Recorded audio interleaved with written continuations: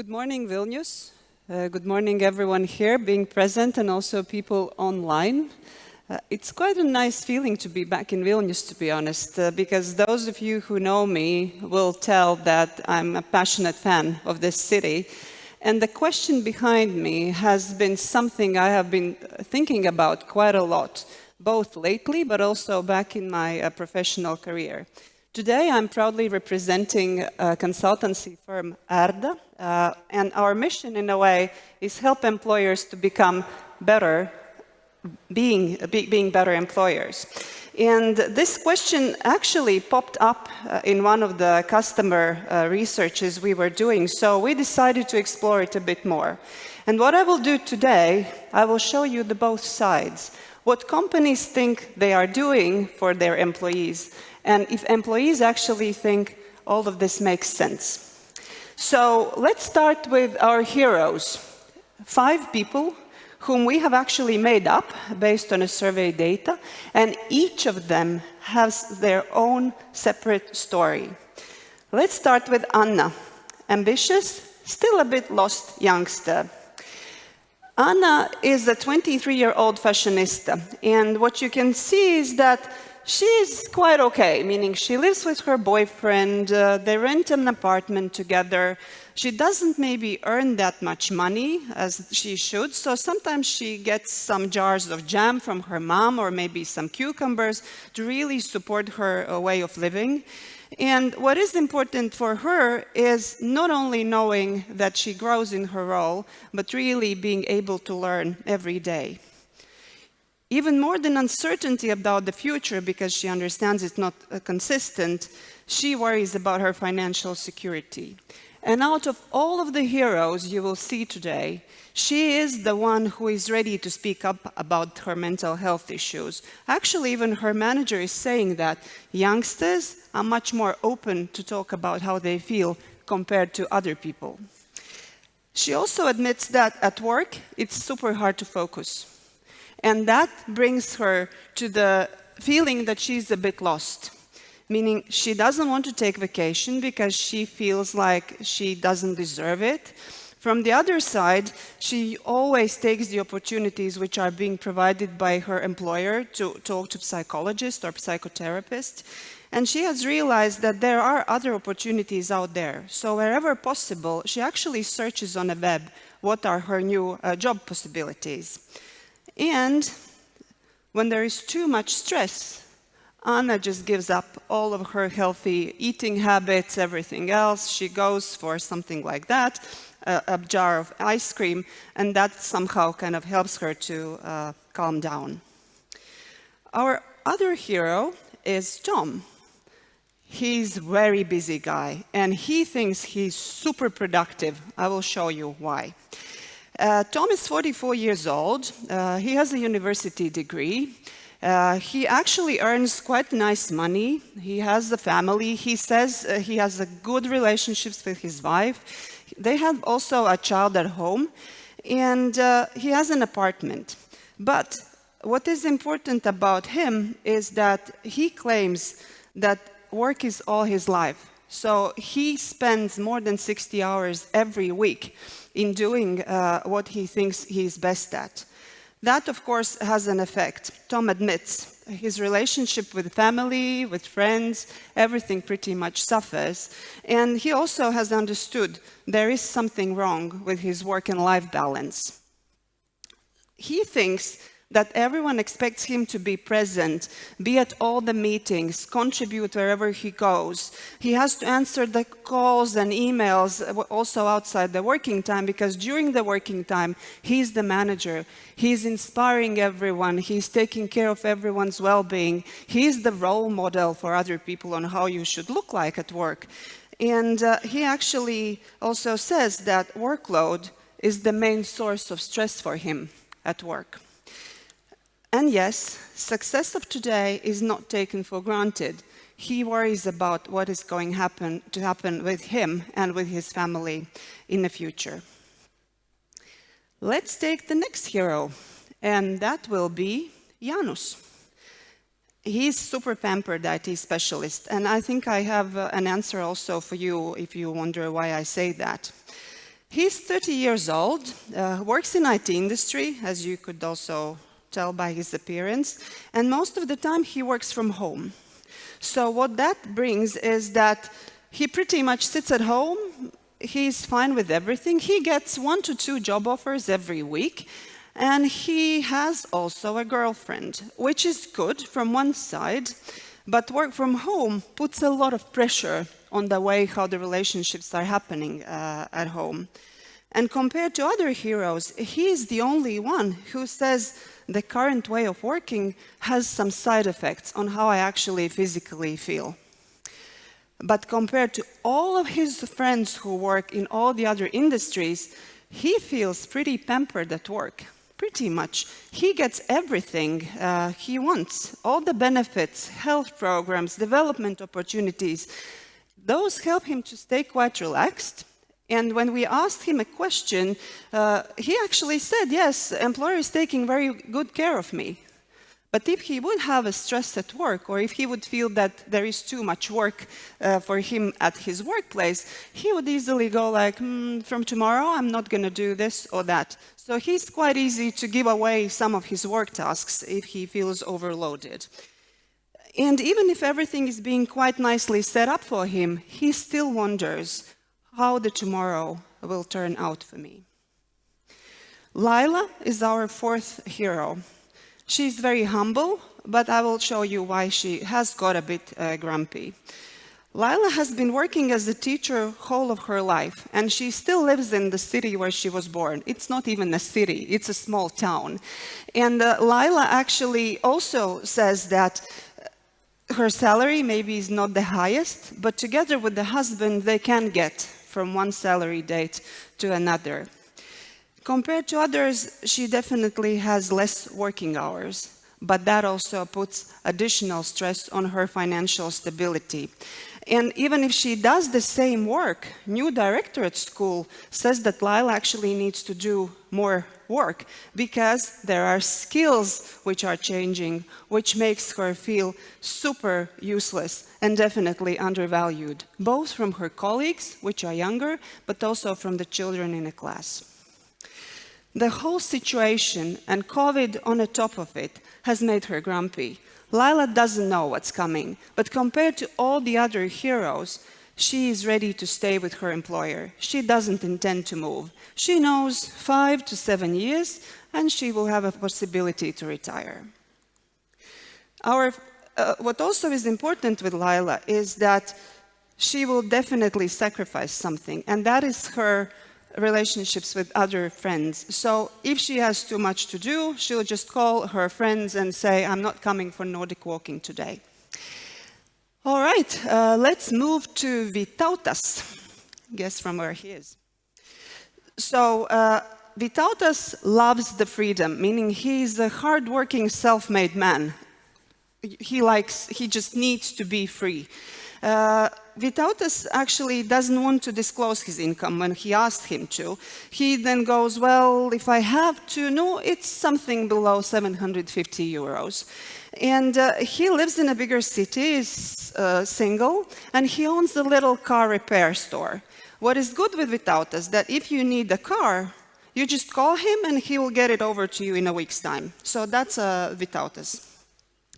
When there is a lot of work, Vytautas just stops sleeping, meaning you can live without sleep for a couple of days, I guess. And because he owns the business, he feels super responsible for other people. He knows that he knows how to do stuff. Other people usually are not that good at it. So he always never takes the vacation. He also picks up the calls, always, because it might be some customer calling. And even when he goes fishing, he will also pick up the call, because it might be the customer calling, right? If you ask him when he was fishing last time, he wouldn't remember that day, because he doesn't trust other people, meaning he doesn't even have time to look at the movie lately because no one else knows how to do the work. And in general, vacations are being kept for some time, in the future. It's just not the right time. You probably know what I talk about. Each of the heroes are super different, but in all honesty, there is one thing which unites them all, and that is they experience stress. That stress might be related to work, that stress might be related to other factors, but this is something they all have in common. Based on the research the group recently did across the Baltics, let's try to understand if those people are getting support they need from the companies they work at.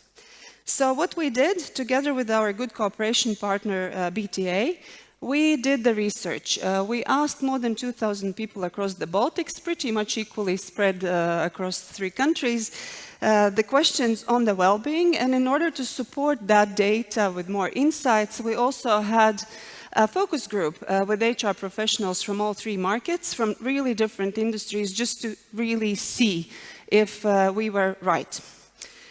So what is important to understand is that each of the company has put the well-being quite high on the agenda. I think we saw it also this morning. People do need to have a better well-being situation. And what we asked the organizations was what they are doing. So employee listening definitely is the fact number 1. You see people spreading the pulse surveys, doing the yearly large surveys as such. We also had a couple of clients saying that they have the ventilation sessions where manager meets with employee and HR, and they allow employee to share what's wrong, so they kind of see that they manage the stress and it just goes down. Many employees are also actively educating people. I'm going to come back to that, because what we mostly see is online this, online that, how to lists, etc., and you might know what that means in reality. The third area, what companies do, they provide different benefits. My issue with those benefits, and also actually issue of our heroes, is that it's same for everything. You need to kind of treat everyone equally. That has its pluses, but definitely it also has its minuses. And what also is very active in the organizations is HR organization acting like an emergency car, meaning you just see where someone has really been behaving, maybe not as usual, and then you go and fix those situations. Majority of employees don't feel cared for, and that fact was very interesting for us also to observe. Despite all the benefits, only 39% of employees think that their employer cares about their well-being. Even less, only 36% say that leadership of the company has invested in their well-being, and only 1/5 is saying that company leadership actually openly speaks about the mental health. Sadly enough, more than 10% of employees say that they don't have anything. In open responses, more than 80% of those 2,000 people kind of shared their emotions, which is pretty much, I think, the highest engagement we have seen in our researches so far. They wanted to say something. That means that this question is very important for anyone working in the organizations. And one thing is clear from all of the open answers: employees expect more, and they are not happy with what they currently have. So, where is the problem? Apparently, one-size-fits-all approach doesn't work. Only 30% of employees are saying that benefits provided actually support and improve the way how they feel. 38% are saying that they want to have more benefits which are easy to use, and 38% also say that benefits are very difficult to capture. No, they say the other way around. We took a bit of a correlation analysis in the data, and what we clearly saw was a very strong correlation between those 3 statements. If respondents were saying that they have well-being supporting benefits, they were also positively scoring on benefits easy to understand and benefits easy to use. I had to bring some Baltic perspective into it. Yes, there are slight differences between people across the Baltics. Most of the things are the same. People still want to have support for their health and well-being. They want to have flexibility and autonomy. But what was interesting for me to see is that performance bonuses came into the top 5, at least in 2 of the countries. And that we explain from the open answers, where people are saying, we want to be recognized for the job we do. That easy. And a big kudos to Lithuania, where we also got supporting internal culture in the top 5. I think that is a great achievement. Yes, larger companies deal with it better. And this is where we also, looking at the data, could clearly see if respondents were indicating that they work in a large organizations, in general, their responses were more positive. It might be because of the budget. It might be because of the size of HR team. It might be because of manager. It might be of something else. Let me help you with this. We actually asked people to understand what companies are doing right. First, I think we discussed this.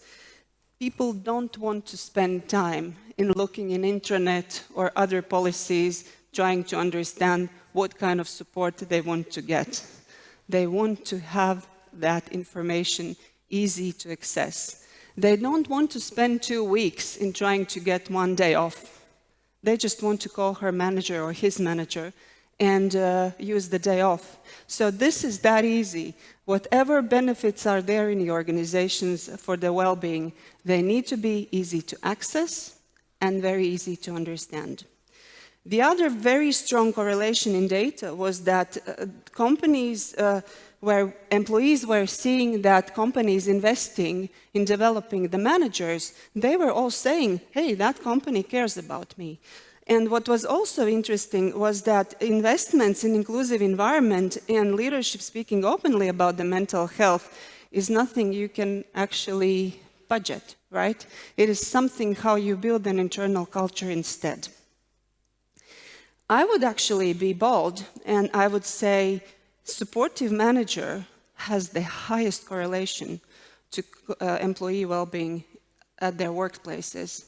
And I sometimes also ask the question, do we need to have all of the programs and everything else, or should we rather really invest in making sure we have the right managers in place? In the focus group, one of the HR professionals had her aha moment. She said, now I get it. Those senior leaders who are themselves showing a good example, taking time off, talking to their teams, in those teams we see much higher well-being indexes, whatever is measured, compared to other teams. And what she also said, role modeling of senior management is crucial for employee well-being in the organization. It kind of makes sense, right? But now think of a Tom. He works 60 hours a week, he has problems at home, he knows he experiences a lot of stress related to work, but he still needs to be that guy, you know, shedding the light on people. Everywhere he goes, people feel like, yes, this is the place I really belong. Because Tom knows happy employees are productive employees. So who will take care of Tom? At least was a large question to all of us. And we asked to the members of the focus group on how they are supporting the leaders in this super exciting time, but very difficult time. The first thing, what many companies have started to do, they have established the position of well-being specialist, and that person is someone leaders can actually talk to. This is an interesting way on how to work with it, because most of the companies are still going, well, it is their own responsibility.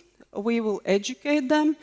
Companies run a lot of different training sessions on-site, off-site, online, whatever you can imagine. The trick is that while you think they are learning new things and getting more calm, they actually do other work. So this education, as it is set up now, simply doesn't work.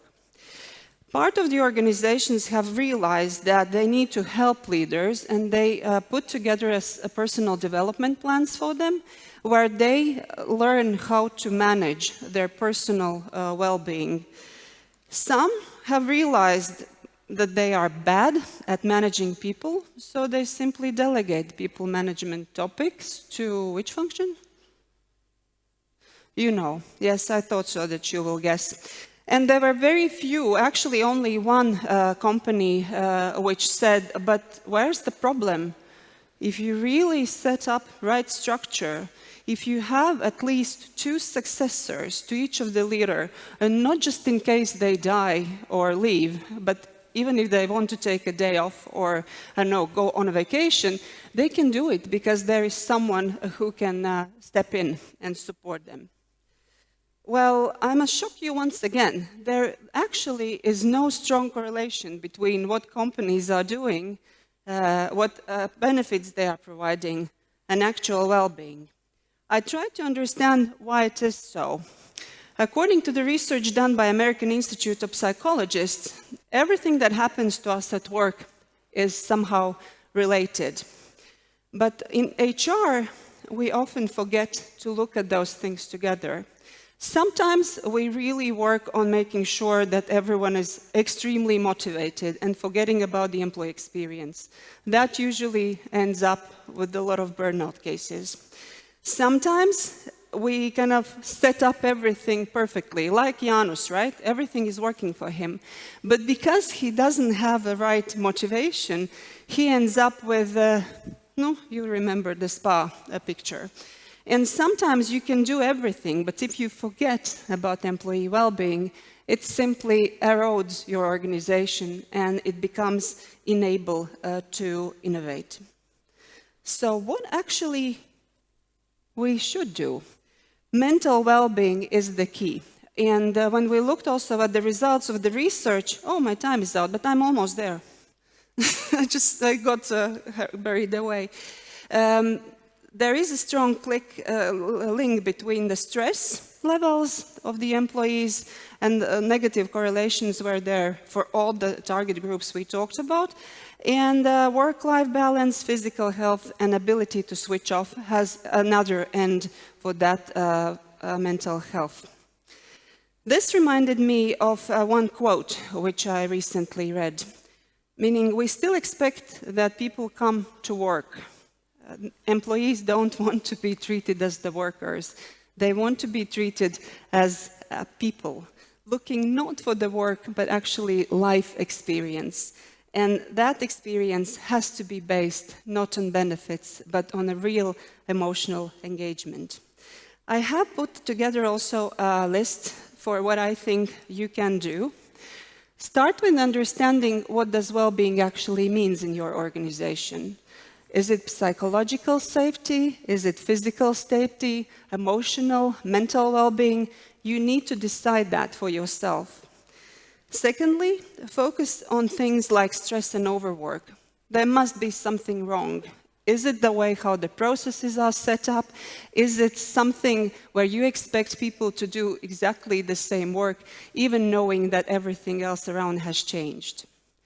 Thirdly, and I think you guessed it from the early beginning, one size fits all is not working. So adjust your offer to different groups. It might be less, but they will value it much more.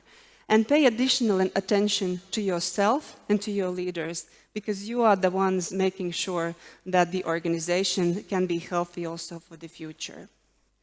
To conclude, I had this thought when I looked at all of the data we saw. And I was thinking, the more employees are delivering, the more we actually expect of them. And the more we give to employees, the more they expect in return. It sounds like a real well-being dilemma to me. And I hope you will join me in saying that this is the well-being dilemma. You become responsible forever for what you have tamed. Thank you.